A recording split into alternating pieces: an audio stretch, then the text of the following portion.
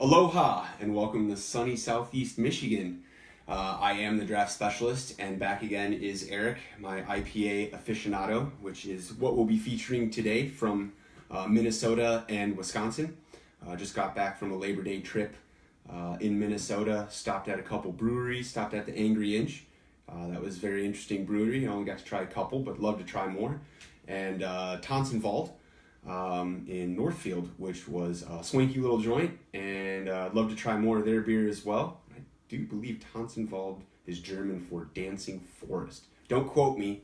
It's been years since I've ever spoke that language properly, but the big players out there, as I was explaining, are usually, they were a lot of dessert beers, a lot of gozas and sours are making a really strong push out there, and they not only did traditional but West Coast IPAs. Doubles were really hard to find, so our favorite were hard to find out there in retail, but they were available at the brewery, at least one variation of them. I did want to say that our Big Lake giveaway is near complete.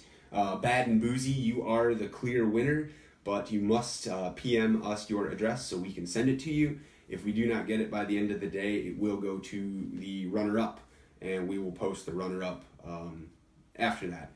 Also, the next giveaway is the Two Bandits giveaway, which will have pictures posted on the medias, and you get to see all the fun stuff that they sent us to send to you. But other than that, I'm ready to crack a few.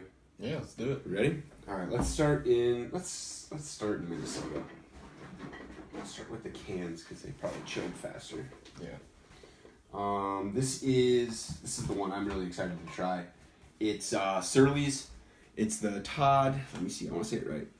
Todd the Axeman IPA. This was named after the lead brewer who was a guitarist in a metal band. This is supposed to be. It's actually supposed to be pretty malty for an IPA and just a lot of Citra and Mosaic. So They said good words with that. Mosaic's usually a very floral undertone of a hops, and Citra is very fruity. So Still not as dark as I was thinking when you said malty beer. that's true. It's doesn't quite have like the amber of a Two-hearted or something. of like a two-hearted. Yeah, it's a little cloudier. But it's not just like brewer's malt, Right. you know? Yeah. But yeah, you can actually smell the malt right on the backside of the Citra. I get a lot of Citra. A lot of Citra, yeah. Mm.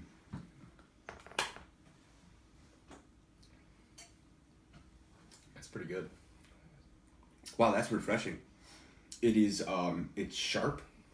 It's a little dry, but it still leaves like your palate wanting more. No, I can.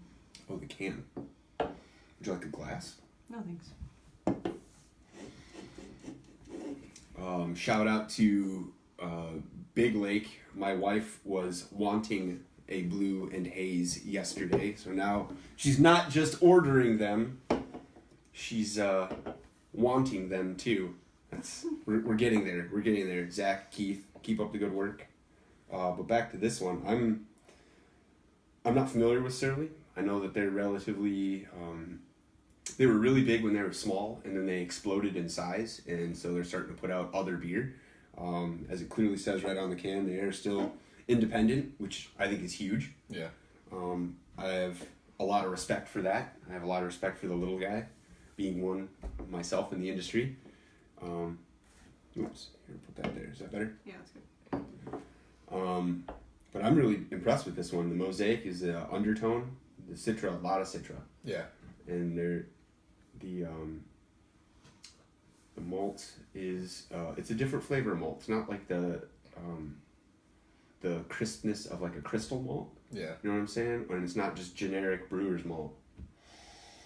But it's very good. It's there. I don't know if I would define this beer as malty, though. I think it's just balanced, because there's still enough bitter on the back end. It's very...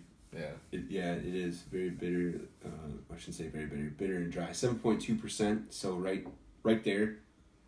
I always 7% threshold for IPAs. I understand. Some are less. That's okay. means you can have more. But I like this one. This one's really good. Yeah.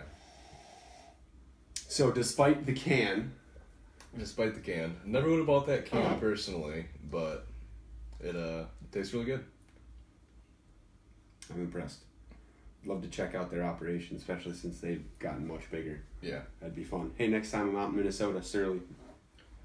Definitely would buy it now though. Yeah.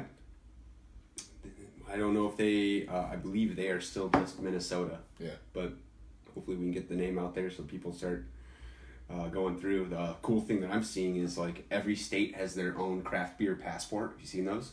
No. So Michigan has a passport. You go to a craft beer brewery and they stamp it. So we actually saw Minnesota's.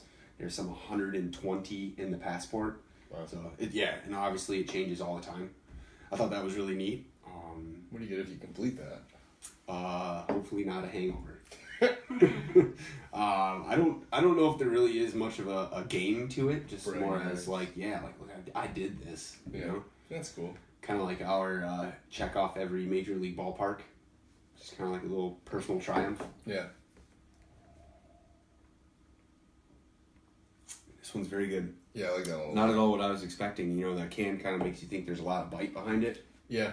and it's It's just really balanced. It Bitter really doesn't is. sit on your tongue. It's malty enough, but it's not too malty. this is a really good. I would say this is a really good beer for like you're going out to lunch Yeah. type thing. This is where you can have one beer, a burger. Kind of meets the palate really well right in the middle. Probably have chicken, nachos, anything that's got a lot of flavor. This will be right there with it. Yeah. It'd be a good 6-pack to keep in your fridge. 4-packs. 4-pack. They're pints. Ah. 6-pack pints would be awesome. Somebody should start doing that. That's the new now. All right. Well, we'll stick with Surly. They had another IPA at the small little party shop that I stopped at, which I won't name drop because they still had KBS on the shelf, and I told them, hey, they had a full case left. Wow.